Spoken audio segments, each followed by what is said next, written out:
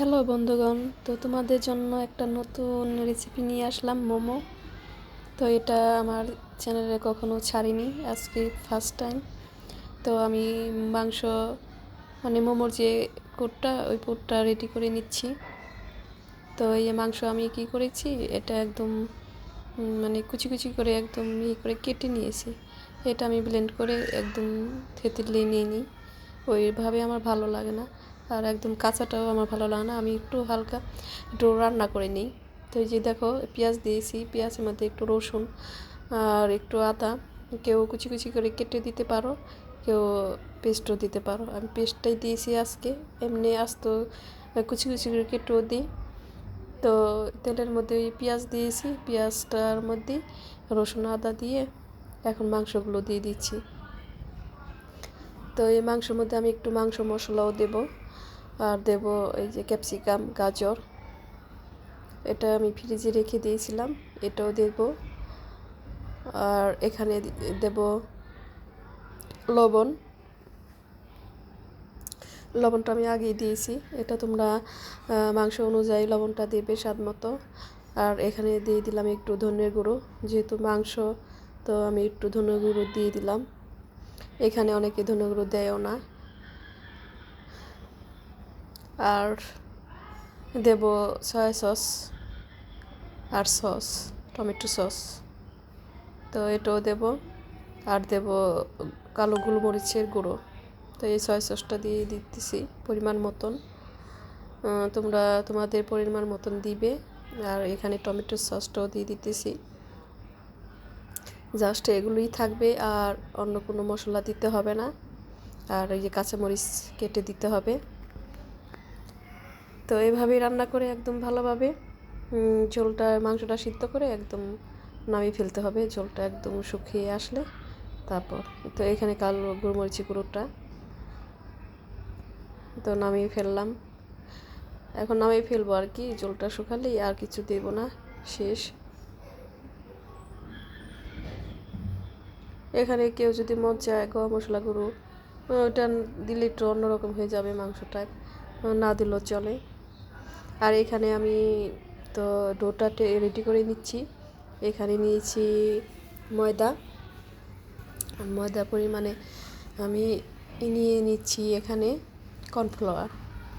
তো এই ডোটার মধ্যে মেন হচ্ছে কর্নফ্লাওয়ার ছাড়া তো হবেই না। এটার স্বাদটাই আনে এই শুধু এই কর্নফ্লাওয়ারটা।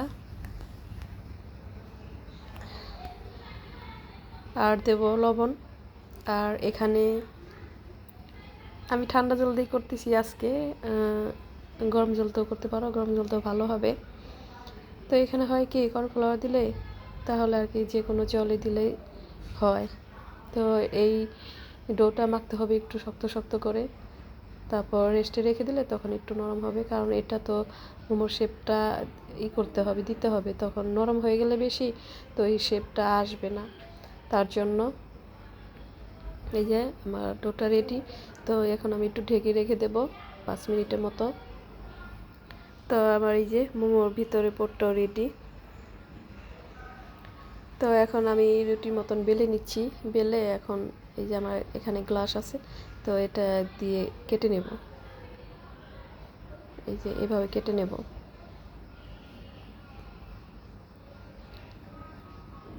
তো এইভাবে কেটে তারপর মোমোর শেপটা দেব।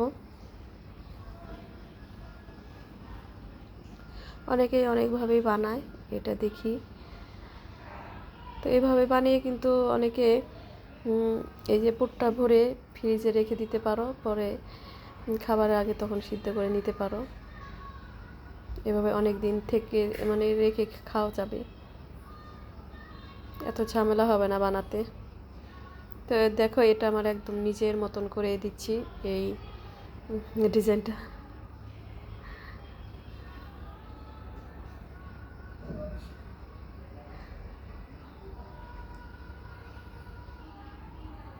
তো এই ডিজাইনটা কেমন হলো বলবে, যদি ভালো লাগে অবশ্যই কমেন্টস করে বলবে যে এই ডিজাইনটা কেমন হলো, তাহলে আমি আরও একটু খুশি থাকবো আর কি, যাতে না এটা সুন্দর হয়েছে। আমি মোমোর শেপগুলোও তো ভালোভাবে দিতে পারি না, মোটামুটি আর কি শিখতেছি, বানাচ্ছি অনেক দিন ধরেই, তারপরও কেন জানা ওই শেপগুলো আসে না ঠিক মতন। তো এটা আরেকটা ডিজাইন দিতেছি। অনেকে অনেক সুন্দর করে কি সুন্দর করে বানিয়ে ফেলে না, তো ওগুলা অত ভালো করে হয় না আমার। তো এই যে আরেকটা হলো, তো এখানে আমি কয়েক পদেরই ডিজাইন বানালাম। তো আমার এই যে জলটাও গরম হয়ে গেছে, বলক এসে গেছে, এখন মোমোগুলো দিয়ে দেব।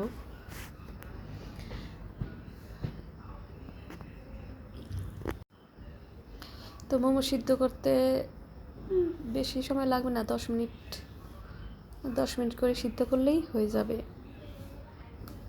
এগুলো সিদ্ধ হতে সময় লাগে না।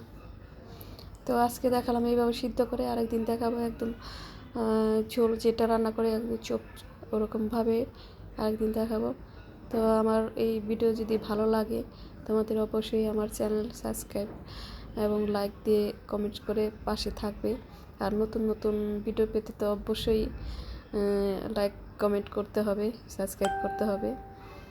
তো এই যে কেমন হলো মোমো, কিন্তু একদম দুর্দান্ত স্বাদ হয়েছিল। তো তোমরা এইভাবে বানিয়ে খেও। তোমরা ভালো থেকো, সুস্থ থেকো।